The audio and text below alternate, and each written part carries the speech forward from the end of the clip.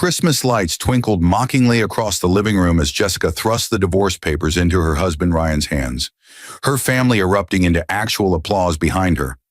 But none of them knew the devastating secret that Ryan had kept hidden for 3 years. He wasn't just another mid-level employee at Morrison Industries where they all worked. He owned the entire company. Jessica's cheating had been going on for months with Derek from accounting, the same Derek who stood smirking beside her mother and brothers as they celebrated what they thought was her liberation from a mediocre husband, completely unaware that Ryan's signature appeared on every single one of their paychecks. The divorce papers shook slightly in Ryan's hands as he looked at his wife's triumphant face, at her lover's arrogant grin, at her family's sneering expressions of relief that she was finally trading up.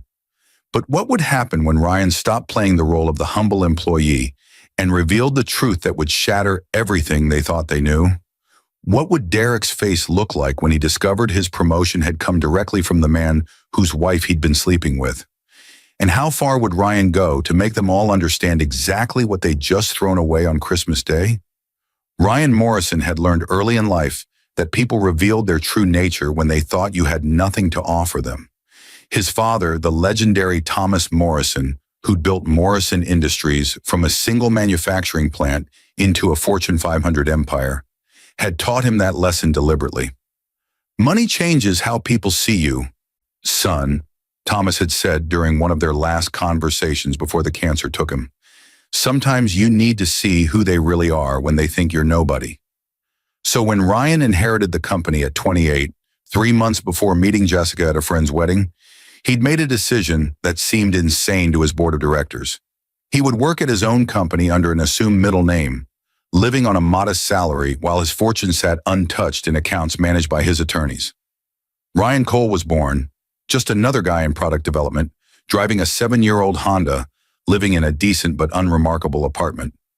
Jessica had been radiant that night, her auburn hair catching the reception lights as she laughed with bridesmaids.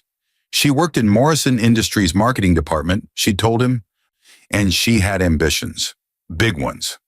Ryan, introducing himself as Ryan Cole from product development, had been charmed by her drive, her intelligence, her seemingly genuine smile. They dated for 8 months before he proposed, and she said yes without hesitation. "I don't need some rich guy," she told him once, early in their relationship, her head on his chest in his modest bedroom.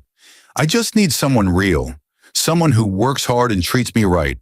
Derek Thompson from accounting keeps asking me out, flashing his new BMW and his expensive watch. But that's not what matters to me. You're what matters." Ryan had believed her completely. He'd almost told her the truth a dozen times during their engagement, but something always stopped him. Maybe it was his father's voice in his head. Maybe it was the way Jessica occasionally mentioned colleagues who'd married up or settled for less. Small comments, easily dismissed, but they accumulated like dust in corners. They'd married in a simple ceremony. Jessica's family had attended, her mother Patricia, her older brother Kyle, her younger brother Mason, and Ryan had noticed their barely concealed disappointment. Patricia's thin smile when she'd seen the venue, a nice but not luxurious hotel ballroom. Kyle's assessment of Ryan's suit, off the rack instead of tailored. Mason's comment about hoping Ryan would step up his game now that he was a married man. "Don't mind them," Jessica had whispered during their first dance. They have high standards. They'll come around when they see how happy we are." But happiness, Ryan learned, was measured differently by different people. For Jessica's family, happiness seemed directly correlated with status symbols and social standing. For Jessica herself, Ryan began to suspect, happiness was something that shifted based on who was watching. The first year of marriage had been good, or so Ryan had thought. He'd gotten a promotion to senior product developer, arranged by himself through his proxy on the board, with a modest raise. Jessica had seemed pleased, but there was always something else on the horizon. A bigger apartment, a newer car, vacations to places her friends were posting about on social media. Derek just got promoted to accounting manager, she'd mentioned one evening during their second year of marriage, scrolling through her phone. His girlfriend posted pictures from their trip to Bali. "The resort looks amazing." "We could save up for a trip like that," Ryan had offered, though he could have written a check for a private island without denting his actual wealth. Save up, Jessica had repeated, her tone carrying an edge he'd learned to recognize. Yeah, maybe someday. The distance had grown slowly, like a crack in foundation that spreads invisibly before the whole structure shows damage. Jessica spent more time at work events and team dinners. She'd started dressing differently, wearing outfits that seemed designed for someone else's appreciation. Her phone became a fortress, always face down, always password protected, always triggering a flash of annoyance when Ryan walked into a room while she was texting. Ryan had hired a private investigator, not because he wanted confirmation, but because he needed to know if he was being paranoid. The photos had arrived 6 months ago. Jessica and Derek Thompson, accounting manager, having lunch at restaurants across town. Jessica and Derek leaving a hotel together at 2 p.m. on a Tuesday when she'd told Ryan she was visiting her mother. Jessica and Derek in Derek's BMW, her hand on his thigh, both of them laughing. The investigator's report had been thorough. The affair had started 10 months ago, right after Derek's promotion, a promotion Ryan himself had approved, ironically, based on Derek's quarterly performance reports. Derek had been pursuing Jessica for over a year before that, finally succeeding when he'd shown up with his new company car and new salary and new office with a window view. Ryan had spent months deciding what to do: confront her, divorce her quietly, reveal who he really was, and watch her reaction. But something had held him back, some instinct that there was more to learn about the woman he'd married, about the family that had never quite accepted him, about the man who'd stolen his wife with the money Ryan's own company provided. Then came the company Christmas party last week. Morrison Industries always hosted an elaborate celebration, and as Ryan Cole, he'd attended with Jessica like they did every year. But this year, Derek had been there with Jessica's family as his guests. Patricia, Kyle, and Mason, all dressed in their finest, all gravitating toward Derek like planets around a sun. Ryan had watched from across the ballroom as Derek held court, one arm casually draped over Jessica's shoulder in a way that screamed ownership. He'd watched Patricia laugh at Derek's jokes, watched Kyle and Mason treat Derek like he was already family, and he'd heard, because they hadn't bothered to lower their voices enough, their conversation about after Jessica finally dumps the dead weight and New Year, New Life. Ryan's not a bad guy, Jessica had said, her voice carrying across the champagne-fueled noise. He's just limited. Derek, you understand ambition, you understand success. Ryan's perfectly content being ordinary. Derek had kissed her temple right there in the ballroom of Morrison Industries, in the company Ryan owned, surrounded by employees on Ryan's payroll. You deserve extraordinary, babe, always have. That was when Ryan had made his decision. Not out of anger, though anger was certainly present, but out of a cold, clear understanding that his father had been right. Money didn't change how people saw you. It revealed how they'd always seen you and how they'd treat you if circumstances were different. Ryan had spent the last week preparing meticulously. He'd consulted with his attorney, with his HR director, a woman named Helen Carstairs, who was one of 3 people in the company who knew his true identity, and with his accountant. Everything needed to be perfectly legal, perfectly timed, and perfectly devastating. Christmas Eve arrived with snow forecast and holiday music playing in every store. Ryan had come home from work to find Jessica in the kitchen, her phone pressed to her ear, laughing in that particular way she used to laugh with him. She'd ended the call quickly when she saw him. "My mom," she'd said, "just coordinating for tomorrow." "Right," Ryan had replied.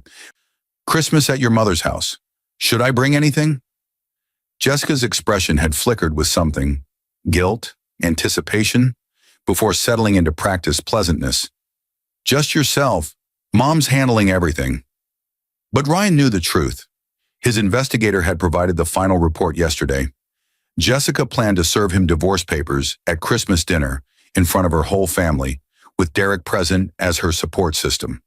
It was meant to humiliate him, to demonstrate her moving on to bigger and better things, to celebrate her liberation with the people who'd always thought she'd married beneath her station. Ryan had smiled and kissed her forehead. Sounds perfect. Now standing in Patricia's living room with those divorce papers in his hands and Jessica's family applauding Like this was some kind of victory, Ryan felt an almost surreal calm. The Christmas tree lights blinked in their program sequence. A Nat King Cole song played softly from Patricia's expensive sound system. Purchased, he happened to know, with a bonus from Morrison Industries. The whole scene was so carefully orchestrated, so performed for maximum impact. Jessica stood with her arms crossed, chin raised, looking at him with something between pity and triumph. Derek stood beside her, one hand possessively on her lower back, wearing a smirk that Ryan wanted to photograph for posterity. It would make such an excellent before and after comparison. Patricia stepped forward, her voice dripping with false sympathy. Ryan, dear, this must be difficult for you, but surely you can see that Jessica needs more than what you've been able to provide. Derek here, she gestured toward him like presenting a prize. He's going places. Accounting manager at only 32, company car, excellent salary. He can give Jessica the life she deserves. Kyle nodded sagely, his arm around his girlfriend Amanda's shoulders. No hard feelings, man. Sometimes things just don't work out. You're a decent guy, just not, not ambitious enough for our family standards. Mason, the youngest at 26, raised his beer bottle in a mock toast. Here's to Jess finally trading up. About time, sis. Ryan looked down at the papers again. Jessica's signature was already there, bold and confident. All that was needed was his signature, and this marriage, this experiment in seeing who people really were, would be over. You know what the funny thing is? Ryan said quietly, his voice cutting through their celebration. I actually thought about telling you all the truth so many times, but my dad used to say that you can't really know someone until you see how they treat you when they think you have nothing to offer. Jessica's brow furrowed slightly. Ryan, don't make this harder than it needs to be. We've grown apart. It happens. Sign the papers and we can both move on. Oh, I'll sign them, Ryan assured her. He pulled out his phone, ignoring the confused glances. But first, I think we need a few more people here for this moment. You've invited your whole family and your Derek. Seems only fair I have some representation too. He dialed Helen Carstairs directly. Helen, it's Ryan Morrison. I'm at 2847 Elmwood Drive. Could you please bring the files we discussed and call James Patterson at legal? We're doing this tonight. He paused, watching the blood drain from Derek's face at the mention of James Patterson. Everyone at Morrison Industries knew Patterson was the company's chief legal counsel, someone who only dealt directly with executive leadership. Yes, Christmas Day. I'll make it worth everyone's overtime. What are you doing? Jessica demanded, but her voice had lost some of its certainty. Ryan Morrison? You said Ryan Cole. Why did you say Morrison? Ryan pocketed his phone and smiled. It wasn't a nice smile. Because Morrison is my real last name, Jessica. Morrison, as in Thomas Morrison, who founded Morrison Industries. As in the Morrison building where you've worked for the last 6 years. As in the Morrison who signs off on every hire, every promotion, every bonus, and every termination. The room had gone completely silent. Even the Christmas music seemed to fade into background noise as Ryan's words hung in the air like smoke from an extinguished candle. Derek's face had transitioned from smirking confidence through confusion and was now arriving at a pale, horrified understanding. That's not... You can't be... Can't be what? Ryan asked pleasantly. Can't be the owner and CEO of Morrison Industries? The company where you work, Derek? Where you got your recent promotion to accounting manager based on what I'm now realizing were probably inflated performance reports because you were sleeping with my wife? Jessica stumbled backward, her hand gripping the back of a chair for support. No, you're lying. You're just Ryan Cole. You work in product development. You drive a Honda. You live in a modest apartment, yes, Ryan finished. I chose to live that way, to work under my middle name, to see what kind of person I'd married without the complication of wealth influencing everything. He gestured around the room. Looks like I got my answer tonight, didn't I? Patricia's hand had fluttered to her throat, her face cycling through expressions, like someone trying on masks that no longer fit. Kyle had gone rigid, Amanda staring at him with dawning realization of something. Mason's beer bottle hung forgotten in his hand, foam dripping onto Patricia's carpet. You should know, Ryan continued conversationally, that I've spent the last few months preparing for this moment very carefully. See, Jessica, when you serve someone divorce papers on Christmas Day in front of their entire family as a power move, you should probably make sure you actually have the power. The doorbell rang, sharp and clear in the stunned silence. Ryan walked past his frozen wife, past her shell-shocked family, past Derek, who looked like he might actually be sick, and opened the door. Helen Carstairs stood there in an elegant coat, carrying a leather briefcase with James Patterson beside her. Both of them looked appropriately serious for a Christmas Day summons from their actual boss. "Mr. Morrison," Helen said formally, stepping inside, "we have the documentation you requested." "Helen, James, thank you for coming on Christmas." Ryan gestured to the living room. "I believe you all know everyone here. Helen Carstairs, Director of Human Resources. James Patterson, Chief Legal Counsel. They're two of the three people at Morrison Industries who know that Ryan Morrison and Ryan Cole are the same person." Helen set her briefcase on Patricia's coffee table with a decisive click. "Sir, before we proceed, I need to confirm you're voluntarily revealing your identity and terminating the confidentiality arrangement you've maintained for the past 6 years?" "I am," Ryan confirmed. "I think the experiment has reached its natural conclusion." James Patterson pulled out a folder, his expression professionally neutral. "Mr. Morrison, we've prepared the documents as you requested. However, I'm obligated to inform you that the actions you're contemplating may what, James? May hurt people's feelings." Ryan laughed, but there was no humor in it. "I appreciate your concern, but I think my feelings were pretty thoroughly trampled when my wife of 3 years filed for divorce on Christmas Day, specifically to humiliate me in front of her family. So let's proceed." He turned back to the room where Jessica had sunk onto the couch, her face in her hands. Derek stood frozen by the fireplace. All his swagger evaporated. Patricia, Kyle, and Mason clustered together like survivors of a shipwreck, clinging to each other as their world rearranged itself around them. "Here's what's going to happen," Ryan said, his voice carrying the authority of someone who'd been making billion-dollar decisions, while they thought he was just another cubicle worker. "Jessica, I'll sign your divorce papers. You want out? You're out. No contest, clean split. You'll get what's legally required for a 3-year marriage in this state, which," he glanced at James, "amounts to essentially nothing since we had a prenup that you signed without reading because you thought I was just a nobody with nothing worth protecting." Jessica's head snapped up. "Prenup? I don't remember." "Page 47 of our marriage license paperwork," James supplied helpfully. "Standard boilerplate protection of premarital assets. Your attorney at the time advised you it was fine to sign since Mr. Morrison, identifying himself as Ryan Cole at the time, appeared to have minimal assets.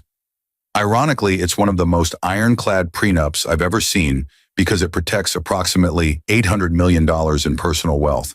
The number hung in the air like a bomb blast. Jessica's mother actually gasped audibly. "800, Jessica whispered. "Million?" "Give or take," Ryan confirmed. "The stock portfolio fluctuates. Now, Derek." He turned his attention to the man who'd been sleeping with his wife. "Derek Thompson, accounting manager, company car, nice office, salary of—" "What is it now, Helen?" Helen consulted her tablet. $147,000 annually, plus benefits and performance bonuses." "Right. All provided by me, through my company, the company where you've been having sex with my wife, in hotels paid for, with expense accounts I ultimately authorize." Ryan smiled that terrible smile again. "I have a question, Derek. When you got your promotion 6 months ago, did you actually believe it was because you were good at your job? Or did some part of you suspect that maybe, just maybe, you got it because someone was helping you along?" Derek's mouth opened and closed. No sound came out.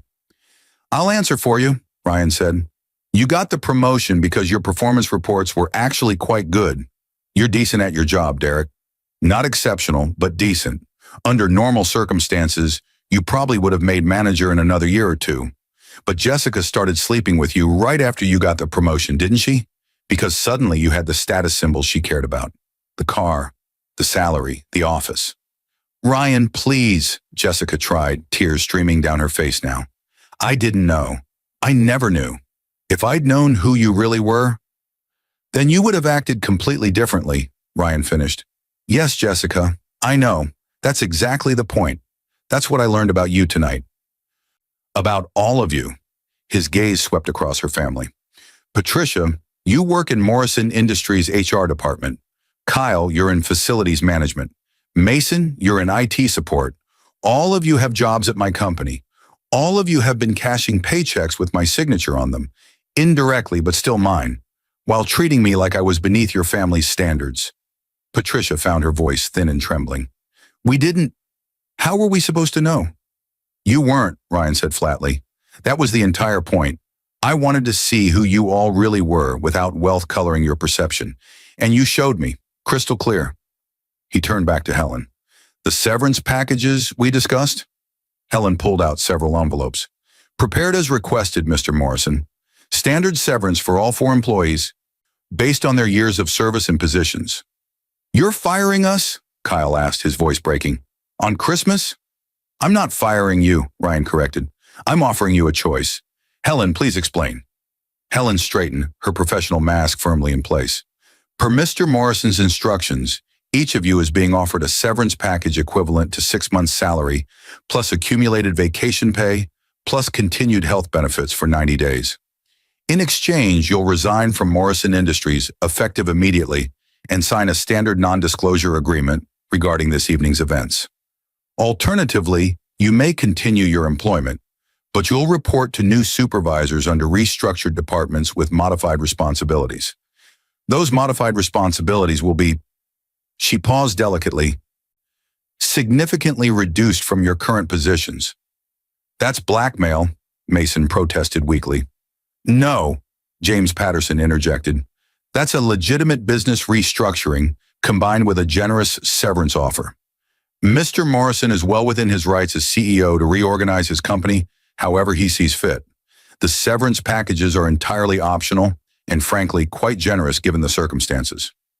Ryan watched them process this. Watch the calculations happening behind their eyes. Stay and be humiliated daily, working beneath people who would know exactly what had happened tonight? Or take the money and walk away, but lose their jobs right after Christmas? Derek, Ryan continued, turning back to the accounting manager, you have a slightly different situation. See, I pulled your expense reports from the last year. 4 hotel rooms charged to Morrison Industries accounts. Hotels where my investigator photographed you and Jessica. That's misuse of company funds, Derek. That's a fireable offense without severance. In fact, that's potentially criminal fraud. Derek's face had gone from pale to green. I can explain. I'm sure you can. But here's the thing. I don't want to hear it. What I want is for you to resign, effective immediately, forfeiting all claims to severance or benefits. In exchange, I won't press charges for expense account fraud. You walk away with nothing but your freedom and whatever's in your personal bank account. Oh, and Derek, that BMW you're so proud of? That's a company car. Keys on the table before you leave. Derek's hand instinctively went to his pocket where his car keys rested. His entire identity for the past 6 months, the thing that had helped him seduce Jessica away from her marriage, was about to be repossessed. This is insane, Jessica said, but her voice lacked conviction. You can't destroy everyone's lives because I made a mistake. A mistake, Ryan repeated. Jessica, you had an affair for nearly a year. You planned this entire Christmas Day ambush specifically to humiliate me. You brought your entire family and your lover to watch you demolish our marriage as entertainment, and you did it all while thinking I was someone with no power, no recourse, no ability to fight back. He shook his head. I'm not destroying your lives. I'm removing my financial support from people who've shown me exactly how they treat someone they think is beneath them. He pulled out a pen, a Mont Blanc that had been his father's, expensive enough to buy Derek's former BMW, and signed the divorce papers with a flourish. There. You're free, Jessica. Free to find someone who meets your standards. Someone with status and money and all the things that apparently matter more than loyalty or love or basic human decency. Jessica took the papers with shaking hands, mascara streaking her face. I loved you, she whispered. No, Ryan said gently. You love the idea of me being more than I appeared to be. You just didn't realize I already was. You loved the fantasy while cheating on the reality. He glanced at his watch, a Timex he'd worn throughout their marriage, while a Patek Philippe sat in a safe deposit box. It's almost midnight. Christmas Day is almost over. Helen, James, can you please ensure everyone here signs the appropriate paperwork? The next 30 minutes passed in a surreal haze of signatures and tears. Patricia, Kyle, and Mason all took the severance packages, their faces reflecting the death of their smugness from earlier in the evening. Derek signed his resignation with trembling hands and placed his BMW keys on the coffee table with a click that sounded like a cell door closing. Jessica sat motionless, the divorce papers clutched in her lap, staring at nothing. When it was done, Helen and James packed up their briefcases. "Mr. Morrison," Helen said quietly, "for what it's worth, I'm sorry it came to this." "Don't be," Ryan replied. "This is the best Christmas gift I could have given myself. Clarity." After his employees left, Ryan looked around the living room one final time. The Christmas tree lights still blinked cheerfully. The Nat King Cole song had long since ended, replaced by silence broken only by occasional sniffles. These people who'd been celebrating his humiliation an hour ago now looked like survivors of a natural disaster, shell-shocked and diminished. "I want you all to understand something," Ryan said. "I didn't do this out of cruelty. I did this because you needed to learn the same lesson my father taught me. How you treat people when you think they have nothing to offer you reveals who you really are. Tonight, all of you showed me exactly who you are, and I'm choosing to remove myself from your lives accordingly." He walked to the door, then paused. "Oh, and Derek, that promotion you're going to put on your resume when you look for a new job, I'd leave it off, because when potential employers call Morrison Industries for a reference, they're going to hear a very different story than the one you tell. Just some friendly advice." Ryan stepped out into the Christmas night. Snow had started falling, fat flakes drifting down through streetlight halos. His Honda, his chosen Honda, not a necessity but a deliberate disguise, sat at the curb waiting for him. Tomorrow he might start driving the Tesla that sat in his private garage. Or maybe he'd keep the Honda a while longer. There was something liberating about the choice being entirely his own now. His phone buzzed, a text from Helen. "Sir, if you need anything at all, I'm available. What you did tonight took courage. Your father would have been proud." Ryan smiled, a real smile this time, and typed back, "Thank you, Helen. Merry Christmas." As he drove away from Patricia's house, away from the wreckage of his marriage and the exposure of people's true natures, Ryan felt something he hadn't felt in years: freedom. The freedom that comes from knowing exactly where you stand. The freedom that comes from stripping away pretense and seeing reality clearly. Behind him, in that living room decorated for a celebration that had turned into a reckoning, Jessica sat holding divorce papers from a man she'd never really known. A man she'd betrayed because he seemed ordinary, because he seemed safe, because he seemed like someone whose heart could be broken without consequence. She'd been wrong about all of it. And now, as her family silently gathered their things and Derek called an Uber because his BMW was no longer his, Jessica understood with devastating clarity what she'd actually lost tonight. Not just a marriage, not just financial security, but the love of a man who'd been wealthy enough to give her anything, but who'd valued her authenticity more than her ambition. A man who'd tested her without her knowing and watched her fail every single test. The divorce papers in her hands weren't just the end of a marriage. They were a report card showing exactly what she valued, exactly who she was when she thought no one important was watching. And she'd failed, spectacularly, on Christmas Day in front of everyone who mattered to her. As Ryan drove through the snowy night toward his real apartment, the penthouse downtown that no one from his other life knew about, he thought about his father's last words to him. "Sometimes, son, the greatest gift you can give yourself is the truth about the people around you, even when that truth hurts." Tonight he'd given himself that gift, and tomorrow when the shock wore off and the reality settled in, everyone in that living room would understand exactly what they'd thrown away. Ryan turned on the radio. Silent Night played softly as snowflakes danced in his headlights. He sang along, his voice steady and calm, driving toward a future that was entirely his own again. Somewhere behind him, Jessica was probably crying. Derek was probably panicking. Patricia, Kyle, and Mason were probably arguing about whose fault this was. But Ryan? Ryan was finally, truly free. And that was worth more than all the money in his accounts, all the power in his position, all the revenge he could have taken but didn't need to. Because the best revenge he'd learned wasn't destroying them. It was simply walking away and letting them destroy themselves with their own shallow values and broken choices. The snow fell heavier now, covering the city in white. A fresh start, a clean slate.